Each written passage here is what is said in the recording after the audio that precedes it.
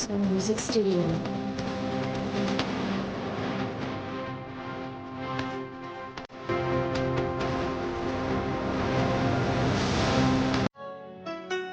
मां शैलपुत्री की आराधना के साथ शुरू हुआ नवरात्रि का महापर्व। मंदिरों में मां भगवती की पूजा अर्चना के लिए श्रद्धालुओं की भीड़ लगी रही। कलश स्थापना के बाद श्रद्धालुओं ने संध्या आरती कर मां शैलपुत्री की पूजा की और जन कल्याण हेतु प्रार्थना भी की। हम बता दें कि इस बार 8 दिनों तक ही मां दुर्गा की पूजा होगी। इसको लेकर पंडित पुरोहित ने बताया कि इस बार मां भगवती का आगमन नाव के साथ हुआ है और वहीं गज पर सवार होकर मां की विदाई होगी। मां की विदाई समाज के हित में शुभ संकेत होने वाली है। दुर्गा पूजा को लेकर जगह जगह पूजा पंडाल को भव्य रूप से बनाने की तैयारी जोरों पर है।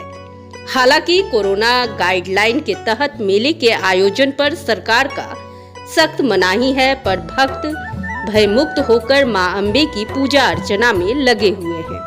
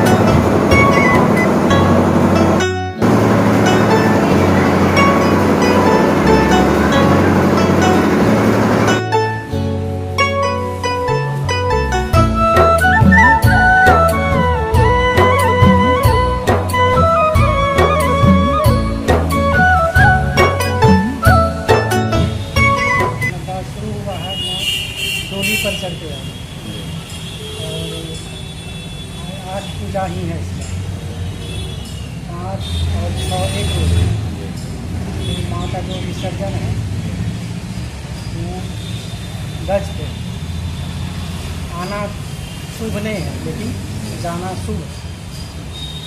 आना मतलब शुभ नहीं है, इसका क्या संकेत है? संकेत यही है कि जो माँ डोली पर जो आई है ढोल माल करके ही जाएगी। उसमें पंचांग में भी लिखा हुआ है कि मरण खराब होगा और माँ हाथी पर जाएगी तो शुभ दृष्टि शुभ होगा। इसके लिए क्या वर्ती श्रद्धालु किस तरह से पूजा अर्चना करे? इसलिए माँ का नवरात्र करे 10-9 दिन तक माँ का पूजा पाठ करे, दीप जलावे, अगरबत्ती जले, भक्ति भाव से पूजा करे, जिससे कष्ट दूर हो जाए। दुर्गा पूजा नवरात्रा खास करके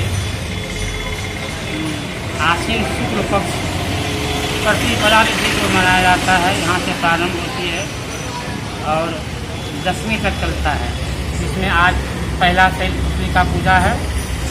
इसके बाद पहले दूसरे ब्रह्मचारिणी का रहेगा। विभिन्न प्रकार से सब माता का 9 रूप में पूजा होगी, जिसमें माता शक्ति रूपा है, विकृति देवी है।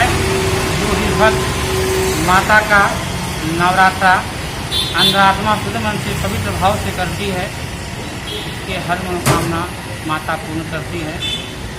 इसलिए दशहरा का मतलब हुआ कि 10 हार गए। 10 कौन था? रावण को आज का ही दिन श्री रामचंद्र जी अंत करके अयोध्या की ओर प्रस्थान करने का तैयारी कर रहा था।